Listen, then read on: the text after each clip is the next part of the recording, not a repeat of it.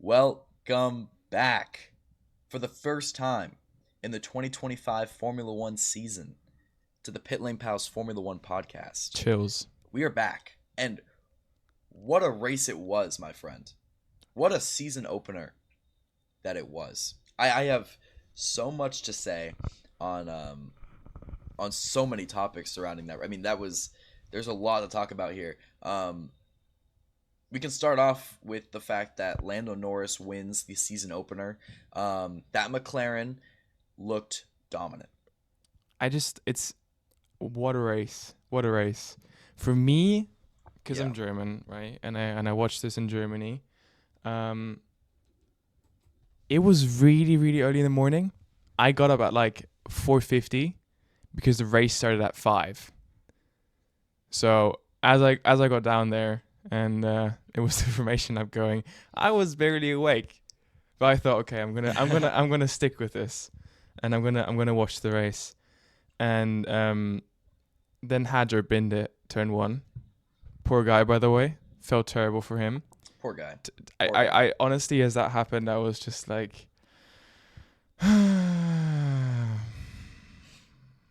Yeah. And then the Broke my heart a little bit. videos of him coming back into the pits and like getting all the hugs from like Lewis Hamilton's dad. I'm just like, poor guy. Oh. I know. I mean, he had a great weekend up until that point too. I mean, he was the fastest of the rookies. Exactly. He in surprised me. qualifying. He really surprised me. I He thought looked really, really strong. I was really And I looking do forward think to him. I do think that the RB might have some sneaky pace. Yeah. Because Yuki had a brilliant weekend as well. Even if the final position doesn't show it because of the weird rain incident at the end. Yeah. And the way they kind of handled the pit stop poorly, just like Ferrari did. Yeah. Outside of that, Yuki drove brilliantly and probably should have finished in the top 5 this weekend.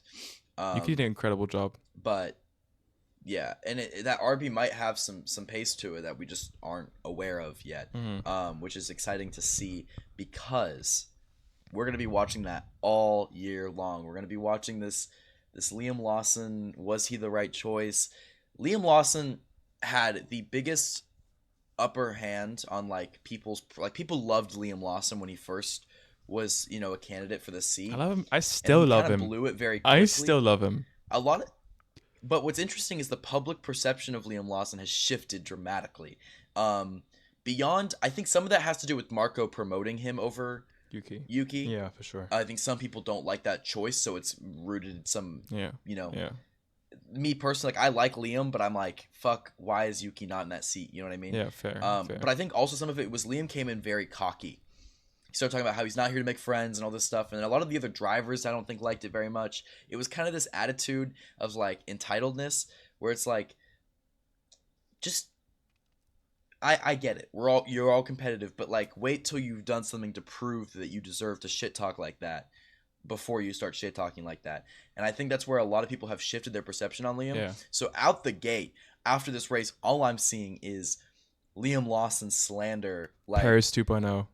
all across the board. It was like, welcome back, Checo Perez. Welcome back, Checo. Oh yeah. Like putting on your glasses on and seeing Checo when you like take him off, you see Liam Lawson. Like all these memes and shit of just like, it makes me feel bad because he's not being given a fair chance. But that second Red Bull seat is like kryptonite. I swear. It's cursed. Anyone who gets in that second seat is just, they're going to drown. And I was so worried about this because even before Lawson did his debut, well, the rest of the season of last year, I really liked the guy. And I feel like he was a cool dude to watch. And I'll agree, the way he came into the sport, I didn't really love it too much. That wasn't really the kind of presentation I was expecting from him. But I just thought, okay, first time, not the first time, but like, it's his time there now. He's just going to try to get his elbows out and he's going to try his best to prove that he's worth of, well, getting a seat in F1. And then the quali comes up. And I always like, I don't watch the Friday practices, all of them. I sometimes tune in, but most of the time I just kind of look at maybe the highlights and then like obviously look at the timing screens, and he obviously wasn't beating Max, but he was somewhat closer than I would have thought Paris would be. So I was like, okay, this will be interesting. This could be cool. Q1 comes around, first lap, fucked on the brakes. Second lap, fucked on the brakes as well. And the rest of the lap was pretty good actually. It's not like he was. I mean, he would have gotten through. He would have gotten into Q2 easily for sure. But seeing him lock up multiple times, I was just like, oh my god.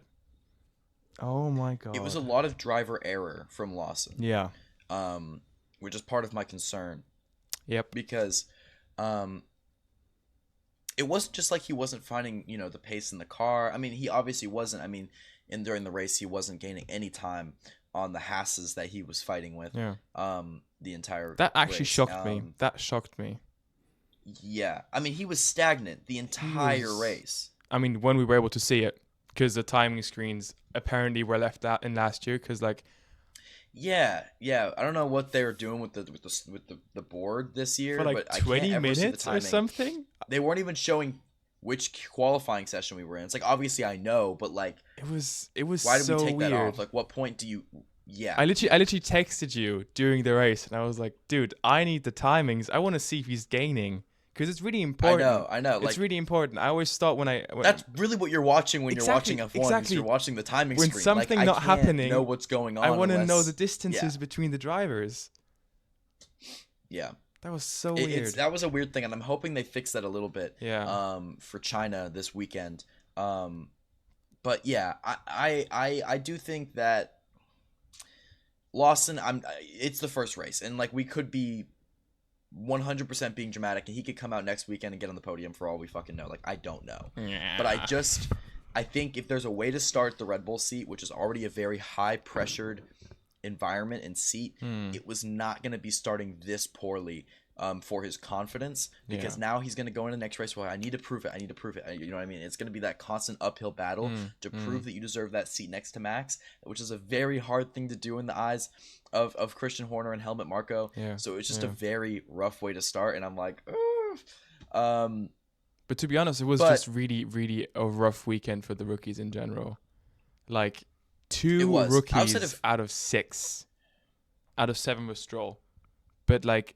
And props to Kimi Antonelli. I know, right? Made it through the whole race. And obviously, he wasn't like overtaking everybody. He just kind of like got that position through the strategy and stuff. But he made it to the end and finished P4 because they also took back that penalty. He ended up getting P4 in the end. Yeah. So, what a debut from the fucking 18-year-old child. He's younger than me. He's younger than me. Younger than both of us. By like 4 months. Just exposed my age, but like that is crazy. Like but no, like seriously, like that is wild to me. Great showing from Antonelli. Hadjar looked good all weekend. I'm excited to see what he can do in China. I hope it doesn't hinder his confidence too much, because like it wasn't his fault. True. I mean it was, but like it was really rough conditions to start your first Grand Prix in. Exactly. Like and we, Australia, it wasn't like his skill. Yeah, Australia is a really tough track, especially when it's wet. And this is obviously coming off having never driven there, but literally looking at the corners, knowing it's always scary in the wet. That was like bound to happen, and it's so unlucky, because I feel like most of the rookies are actually really good drivers, but getting the first race, a wet race, trying to find confidence in the car. Like, I mean, Alonso crashed, and he has the most experience out of all of the people in the grid. So it was just really, really tough. It was really tough. Yeah. And I don't know if they said it on your broadcast, but they were talking a lot about the white lines in Melbourne. How Hadjar spun because he went onto the normal road lines with his tires, and those are apparently so slippery that they had a in the driver debrief, I think it was Norris actually talked about this, how the white lines are so slippery they should get them like removed or something, but they're like obviously the road markings. Yeah. They kept addressing it as oily, and just slippery, like, and it was kind of like, I think the thing was just like, again, like the surface. It's like, yeah, you can have this crazy amount of rain in like Sao Paulo in Brazil or something, right? But that track is better for it because it's a different tarmac. This is like partially a real road. Yeah. And so it's difficult when it's that rainy, and that was very tricky conditions for those guys. As we saw, even Oscar Piastri from P2 spun it. That was so gut And got wrenching. so gut wrenching, and like I'm obviously a Norris fan before I'm a Piastri fan, so like I'm okay with the result. But as a McLaren fan, more than anything, that hurt to watch. Exactly. I think I know it hurts Piastri. Like you have to think about it from this like long-term perspective. Not only is this his home race and it's unfortunate, but with the pace that McLaren showed in this race that Piastri and Norris are going to be fighting for a world championship. Yeah. And For if sure. they are, For sure. which one gets preference in the latter half of the year if things come down to it is going to matter who's ahead. Who has more points. Like if it's Max and these two at the front and they're wondering who to prioritize for the championship, it's going to matter who's ahead in points at that point. And right now, as it stands, it's Lando, and it's going to be tricky for Piastri to flip that table after starting with the race like that. And obviously, it's a long season, but I was about to say I just know that like there's a lot every of race time. matters so much for this championship, especially for those McLaren boys right now, because they're both so good at what they do, and they're both in a rocket ship, well balanced car that is just like that McLaren is good at every type of condition. So there's never going to be like we might see dominance at least for the first half of this year unless somebody else catches up. Like that car looked so strong. And obviously Max is there because he's Max Verstappen. But he would be there at the Sauber. But if even before the rain came back, yeah, when Piastri passed Verstappen, they pulled away like 15 seconds. Exactly. That was so shocking. That was like, I thought, okay, the McLaren is quick. But Piastri and Norris pulling away 16 or 17 seconds away from Max Verstappen, I was like, this is a rocket ship. And it's only going to get worse by the year. I mean, I'm looking back into the last season, McLaren wasn't great the first few races. And then they found something and their car was suddenly on rails. So right now, they really need to perform and they really need to get the points so they can get ahead of themselves when the other cars start catching up, that they're actually able to, have some sort of lead to kind of defend in a better way. Yeah. It's going to be interesting. I really do think that like that was a world championship caliber drive from Lando Norris today. I mean, everything was thrown at him across the board, Max on his tail, and he kept his composure. He didn't fumble it. He didn't fumble any of the restarts. True. Which is like, whoa, Lando, that's like your whole thing. You normally like are always down 5 positions at the restart period. But he kept his composure. He did say in the offseason that he learned a lot from this year to be able to compete with Max and possibly, do what he has to do to get the world championship. And he proved partially today, or I guess yesterday, that he did really, that he stepped up his game and he's gained that experience, and that was a world championship caliber drive.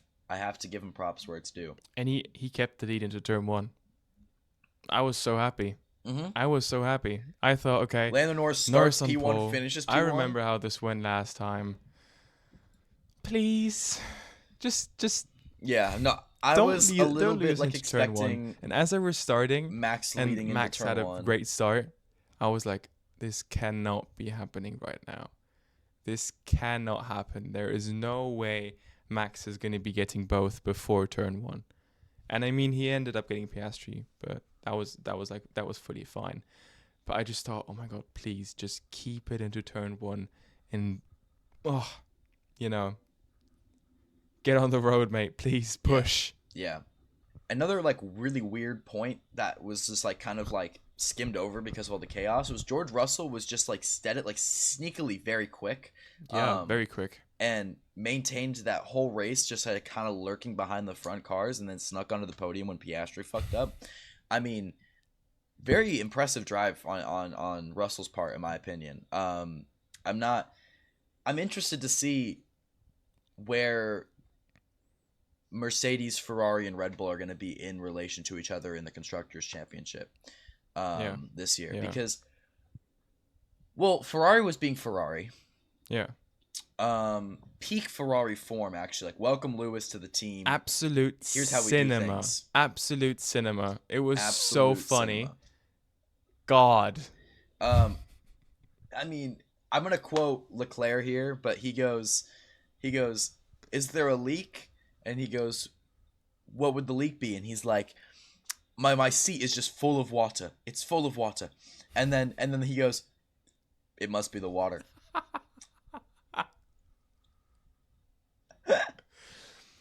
And then he goes, let's add that to the words of wisdom. It's incredible. I mean, it's incredible. No shit. And like with Hamilton as well. They told Hamilton to, I believe it was use K1 or something. I presume it's which something I think is their overtake button. Yeah.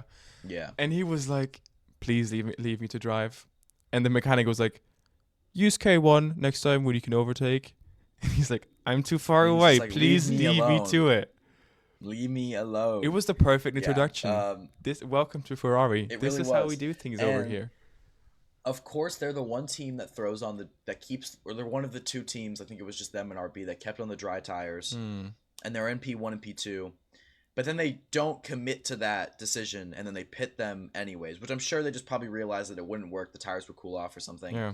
But at that point, it's like, if you're in P1, P2, and I think Crofty was talking about this on the commentary, but like, if you're in P1 and P2, like at that point, just like, I don't know, leave it be. Like, I take the shot, take the chance, because what do you have to lose at that point? It's the first race of the season. You could nail it if you just wait to the end of the safety car, because the rain stopped towards the end of the safety car. Like, you could have just kept those tires on and just like said, fuck it, let's try it. But it was I know it would be risky. It was so wet. Like, I know, but like, what? Now they finished P9 and 8. Yeah, but like it was really, really wet, and I was wondering why they went on dry tires anyway at first, because I was like, didn't they say there's rain no, they coming? should have done that in the first place. They should have gone wet at first. But when you didn't go wet, then just commit at that point. Is my point. Yeah, like, but I don't think it would have worked out. At that point, I don't think it would have worked out. Shoot or shoot. They say shoot or shoot. Yeah, I mean, I guess, and I'm glad Lando decided to pit when he wanted to pit. Oh, thank God. Thank God he did, because I thought, okay, this is over. What a great race until the lap where Piastri and Lando had the little shenanigans and Piastri span off into the grass. I thought, okay, this is just the McLaren fan experience. That's just what happens. We can't have nice things. And before, but you know what? Yeah. But you know what? It did not happen. Lando just looks more composed. He does. That was pretty good. He kept it so safe and consistent that whole race. Even when Max was on his tail at the last lap, I know his engineer came over the radio and said, your car's got the pace, don't over push it. I respect that. And that looked like exactly what he was doing. He was just nailing his racing points, like Max wasn't even behind him. Yeah. And at the end of the day, obviously, Max Verstappen's Max Verstappen. He's going to make it difficult for McLaren all year. 100%. But 100%. When if that McLaren can stay with the advantage that it has right now for the rest of the year, I do think there is a genuine possibility that Lando Norris has matured enough. It might be a good enough driver at this point to get it done. Yeah. And to possibly bring it home this year. And it's still early. It's race 1. But, I mean, that McLaren is so quick. And I do think Piastri will give him some trouble. But again, I just think Lando looked on point today. And maybe that'll change. But if Lando can just keep that form up all year, it's gonna be a long year for everybody else. Because he looked very, very good. Even people that I see typically hate on Norris were like, damn, that was a great drive. Yeah. It was mega today. Absolutely mega. I feel Yeah. like he was obviously kind of starting to panic, because I think it kind of touched up on some Russia memories with slicks and staying out, and how he was on the radio all the time being like, shouldn't we maybe come pit before the rain Every comes, time, please? dude. Every time it rains, Norris like gets very like antsy on the radio. He's like, "Shouldn't we like come in, guys? Like, I don't want to get left out here." It's full PTSD every single time. It's so funny. Russia used to be like my biggest F1 trauma, but now that he has 5 race wins, I'm a little over it. It's okay. Yeah, it's okay. I've recovered. I've recovered now. Yeah, he's won enough races. I'm happy. Yeah. With that being said, we can kind of go into predicting the rest of the season. Wait. No? There was a shocker this race. Waiting. Okay. Oh my god. Waiting. I don't know how you're doing, but I thought Bearman would be doing way better. Bearman had a terrible weekend. And I'm talking Friday to Sunday weekend. Terrible. Yeah. He looked rough. That was really bad. Something looked really weird with that Haas, though. That Haas looked really poor all weekend, 100%, but just not great from start to finish. No, he might win the Destructors Championship at that rate. If he keeps doing that. And he bottled it twice in the practices. Yeah. And then it looked a little concerning. I mean, we'll see. We'll see how it develops. I mean, obviously qualifying wasn't really his fault. The gearbox just seemed to fuck up. Yeah, true. Or whatever it was. But that might be because of one of the prior crashes. But we don't know that, obviously. We don't know that you know. I can't claim to be all knowing, but yeah, I don't know. It's weird. I did think in a regard until this started this weekend that Bearman was maybe going to be the most consistent. At least because he had a little bit of experience and his showings were very strong. Yeah. Lawson did too, but Lawson I knew he was going to have the pressure of the Red Bull seat, so I just didn't see him being as consistent. Obviously he'd be in a Red Bull, so I'd assume he'd be better, but I thought Bearman was going to be that consistent young guy this year. And maybe he still will be. It's still race 1, as I keep saying, but that just looked very concerning. A very concerning way to start the year, especially when your 18-year-old companion had a great weekend. I just feel like with the rookies and anyone coming into the sport, and I feel like also Bortoleto did a pretty good job. Obviously, it didn't turn out his way, but he did outqualify Hulkenberg. It's always better to come in with lower expectations and then to overcome those expectations rather than to be Lawson, for example, to come in with a lot of pressure on your shoulders already and with a lot of high expectations for you to deliver, because then you're going to be feeling too overpressured to actually get it done in the races. And it was actually a really cute situation with the team principal Peter Bay, I believe it was from RB, and Hajar, how he came to the motorhome and also gave him a pat on the back, basically being it's okay, this could have happened to anybody, to kind of heal the things that have happened. And I don't think that will be happening with Lawson.